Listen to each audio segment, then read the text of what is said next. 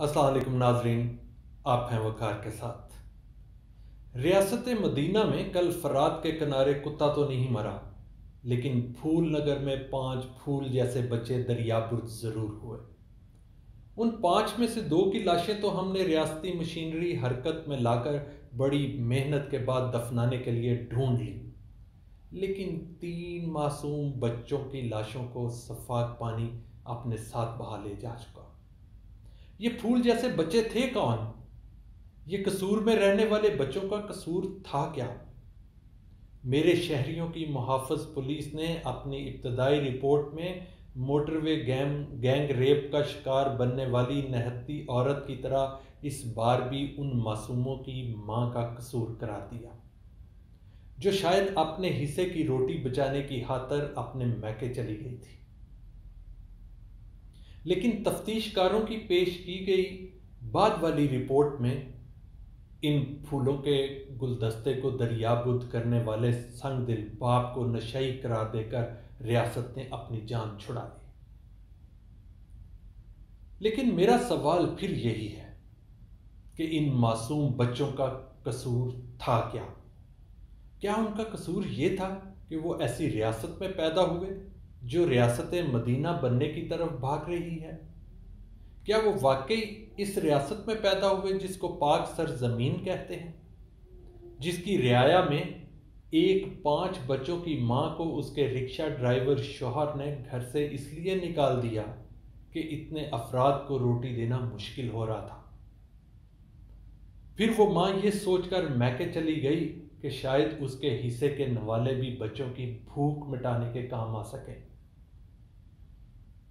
क्योंकि मां ये कहकर सब बच्चों को रोज सुला देती थी कि फरिश्ते ख्वाब में आते हैं रोटियां लेकर। लेकिन जब भूख और गुर्बत अपना आप दिखाने लगती है तो सबसे पहले हमला आवर अकल पर होती है, और आप उस अकल पर हमले को चुटकी भर नशे से रोकना चाहते हैं। लेकिन गुर्बत की संगीनी और नशे की लत ऐसी दुनिया का दरवाज़ा खोल देती है जहां जराइम जन्म पाने लगते हैं। फिर वो बाप हो या भाई, यूं जवाब देते हुए उनके असाब उनसे लॉजिक और रीज़न छीन लेते हैं, जहां गुर्बत पर फिर खुशी और सुकून की दुश्मन बनकर ऐसा जुर्म सरजद करवाती है कि उस फेल पर पूरी इंसानियत का सर शर्म से झुक जाता है। यही हुआ उन मासूम बदकिस्मत बच्चों फायज, अहमद, जैन, नादिया और नताशा के साथ कि गुर्बत से तंग आए अकल से मौफ बाप के हाथों ये लखते जिगर दरियाबुर्द हुए। उनमें से किसी ने इकबाल का शहीन बनना था और किसी ने टाइगर या शेर। सब भूख के हाथों रिज़्क़ हाक हुए। मुझे याद आ रही है चंद दिन पहले होने वाली 2 कारोबारी खानदानों की वो शादी, जिसमें सिर्फ फूलों की सजावट पर, दर्जनों खानों की डिशेस पर, मौसीकी और सुरूद पर, इस इवेंट में बरकत डलवाने के लिए दुआओं के हसूल पर जो अरबों रुपए लुटाए गए, ये अरबों रुपए यकीनन किसी मजदूर की मजदूरी मारकर, किसी सफ़ेद पोश की जेब से उसकी कमाई निकलवा कर, डॉलर की मुसावी तकसीम में टैक्स का पैसा बचाकर अपनी इमेज बिल्डिंग पर और फिर अपनी औलादों के लिए राहत का बायस बनवाई गई होगी। मुझे याद आ रहा है पिछले सियासी अदवार में हेलीकॉप्टरों पर मंगवाए जाने वाले खानों की वो निहारी और सिरी पाए की डिशें, जिनको देसी घी का लाहौरी तड़का लगा होता था, लेकिन उसके बिल मेरी कौम के पैसे से उड़ाए जाते रहे। काश उन मासूम बच्चों को वीआईपी जेल में मिलने वाले चूहों के बचे हुए खाने से ही चंद नवाले मिल जाते तो शायद उनका बाप ये इंतहाई कदम ना उठाता। मेरा सवाल तो आज रियासत से है, जो एक मां की तरह होती है और अपनी औलाद को अपनी आगोश में रखती है। इस बढ़ती गुर्बत में कहां गफलत की नींद सो गई है?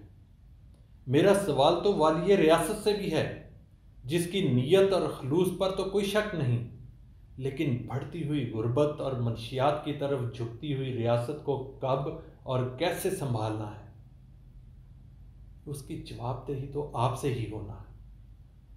क्या पाकिस्तान में हते गुर्बत से नीचे रहने वाले 76 लाख अफराद सब के सब नशई हो चुके हैं? क्योंकि नशेइयों की तादाद भी 70 लाख के लगभग है। आपने अक़वाम मुत्तहिदा से सस्टेनेबल डेवलपमेंट गोल्स एजेंडा 2030 के तहत गुर्बत को कम करने का ट्रीटी साइन कर रखा है और कौम से इस मुल्क को रियासत मदीना बनाने का वादा भी। ये सब कैसे और कब मुमकिन होगा? अपनी टीम से पूछिए कि क्या वो इस काम के लिए अमली और ज़हनी तौर पर तैयार हैं। हम जानते हैं आपके सामने चैलेंजेस बड़े हैं। मुनाफाखोर माफियाज हैं, कब्जा ग्रुप हैं, रिश्वतखोर माफियाज हैं, सियासी ब्लैकमेलर्स हैं और फिर सबसे बढ़कर कोरोना का चैलेंज और कोरोना मुनाफा माफिया है। लेकिन सब चैलेंजेस पर काबू पाकर जीतने का नाम ही तो लीडर और कप्तान है। वज़ीर आज़म इमरान खान साहब, गरीबों की आपसे बहुत उम्मीदें वाबस्ता हैं। अगर आपने गरीबों से किए हुए वादे पूरे ना किए और रियासत मदीना की तर्ज पर फलाही रियासत ना बनी तो गरीब की दी हुई आपको दुआ बदुआ बदलने में देर नहीं लगती, क्योंकि उसकी पुकार की पहुंच बराह रास्त उस्मान के उस मुकाम तक है जहां पर तकदीर के फैसले किए और बदले जाते हैं। अगले प्रोग्राम तक इजाज़त दीजिए। अल्लाह हाफिज़।